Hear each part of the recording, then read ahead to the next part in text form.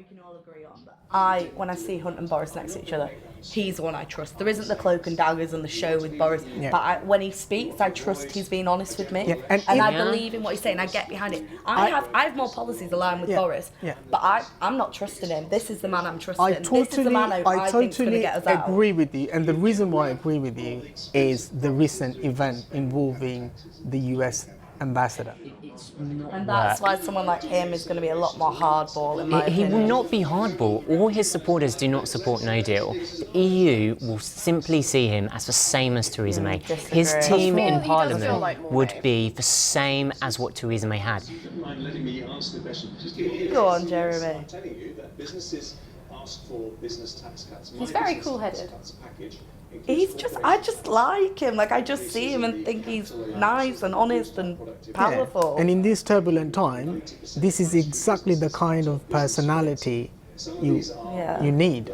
Okay, out of 10, what would you give him?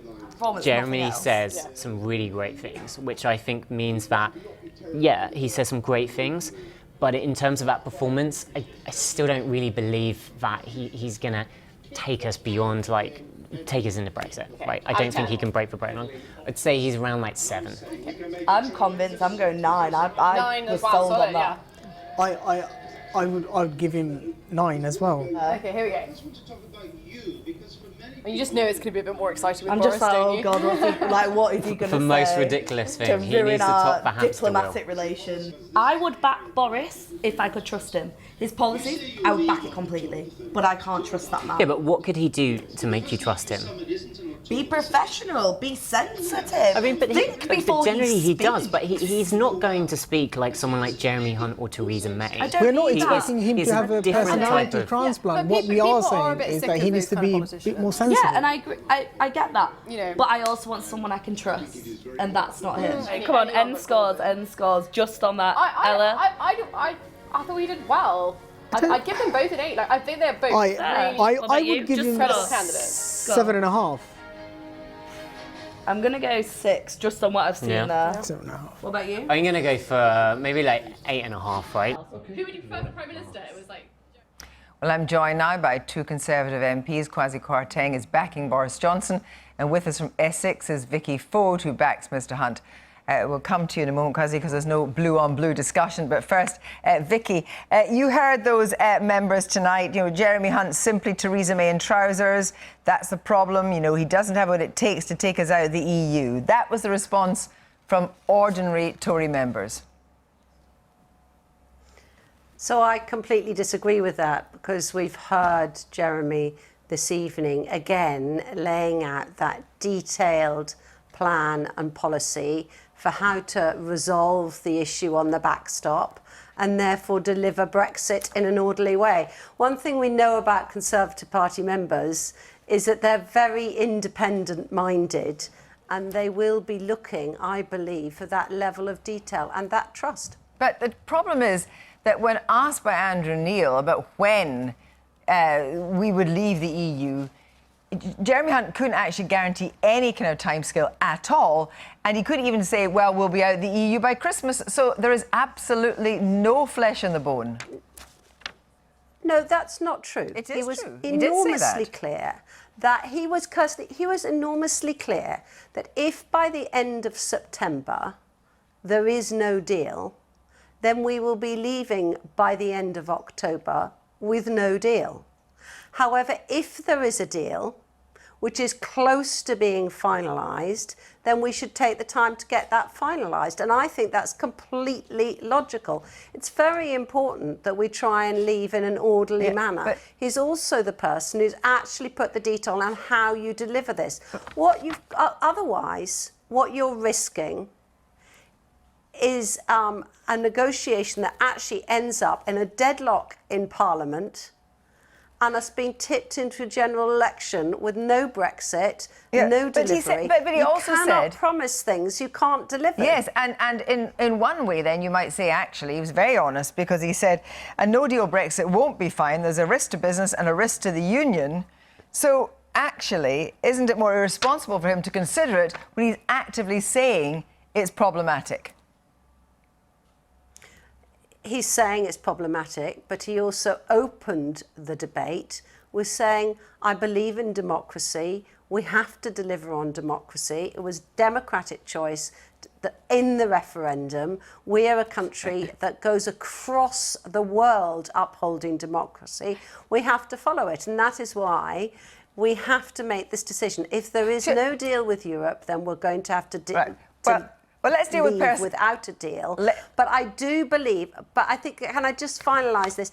It is really, really important that we have someone who is trusted and competent on the international stage. Even if he's Theresa May in trousers. I mean, also, even if he's Theresa May in trousers. Because the absolute difference that he is saying is that he's not going to make promises he can't deliver. He is absolutely being clear on the strategy, the plan, the negotiating strategy, and the end game here. Thank you very much indeed. indeed. Has a strategy for I'll have to stop after you there. Brexit Thank too. you very much for joining us tonight.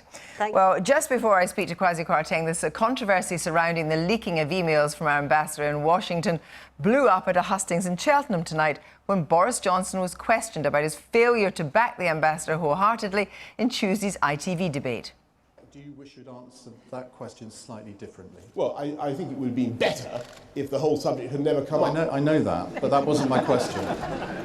Because what I was trying to say.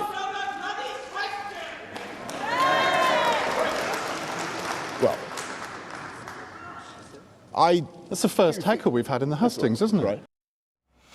Kwasi Kwarteng, first of all, I mean, he still failed to back Sir Kim Darroch wholeheartedly. It would have been very easy to say, as Jeremy Hunt did, you know, I'm Foreign Secretary, he's our ambassador, and we decide whether he stays. He didn't do that. That is a fail. It's turning out to be a fail as this story gathers pace. I don't agree with that at all. I think the focus should have been on the leak, which was a criminal investigation, and also people have forgotten the reaction of Donald Trump. When the President of the United States tweeted those things, I'm not going to repeat them. No, but Boris Johnson didn't condemn them either. But it made Kim's position very difficult. And no, but you know as well as we all know now that Sir Kim Darroch didn't make the decision to resign until after he'd seen Boris Johnson's response. There were lots of factors in his resignation, and I would suggest to you, Kirsty, that President Trump's response, and the President had actually banned him, he disinvited him from evening functions,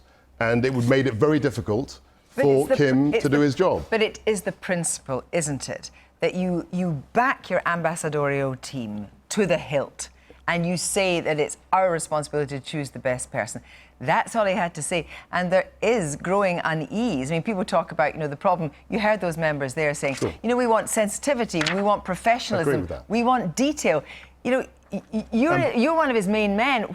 Are you saying to him, get with the picture? So if you allow me, Boris called Kim, I think today or yesterday. He expressed his full support, his admiration for his skills. But I think we have to... After the fact. I think we have to focus on what actually happened. What happened was that there was a leak, which seems to be criminal, and the President of the United States reacted in a very controversial and highly combative way.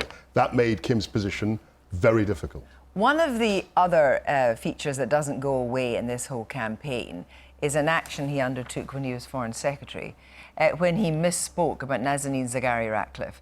Now, he hasn't ever fully apologised, because what that meant was it gave the Iranians a hook on which to hang her conviction.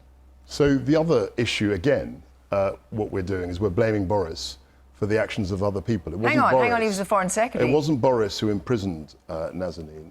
But and he misspoke. Foreign Secretary, the Foreign Secretary is one of the most sensitive jobs in the cabinet. Sure. Should he have said those words? What he should have done was what he did do, which is campaign very strongly to release her, and the Iranian government have so far refused to do so. Does it matter they didn't know what the second fiscal rule was? I think that the second fiscal rule, I mean, I was in the Treasury, I was a PPS, the Chancellor of the Exchequer. I would struggle to remember what it is. I think I know the debt levels. But I think the point he's making about his fiscal policy is that we've had 8 years, 7.5 years of austerity. The Prime Minister herself said last year that it was the end of austerity, and we needed to look more creatively at how we spend money and how we can regenerate our economy. And I think Boris's ideas on that are very good. How long did he prepare for the interview? I think he prepared extensively. I suspect he's prepared all week. Prepared all week? Yeah, I think he's prepared for a very long time for it. Isn't the problem that his modus vivendi is as a kind of arch filibuster, as a kind of, you know, the danger is now that the further the campaign goes on, this lack of attack on detail smacks of complacency. You heard the line there, is it smugness? I don't think it's complacency at all. I think your feature about, you know, what the state of the race was very good. I think there's still a long way to go. I think Boris isn't taking anything for granted. He's been a politician in the public eye for 20 years, and he's someone who wants to win, but he isn't taking anything for granted. He prepared for the Andrew Neil interview for a week. There is a week left. According to our political editor, not as many votes have been cast as we thought. Is it going to be a lot tighter? What's your assessment? I've never been someone who thought this was easy. I'm very careful about election results. I never try and predict them. I think Boris will win, but I think it might be close. Who knows? Thank you very much indeed.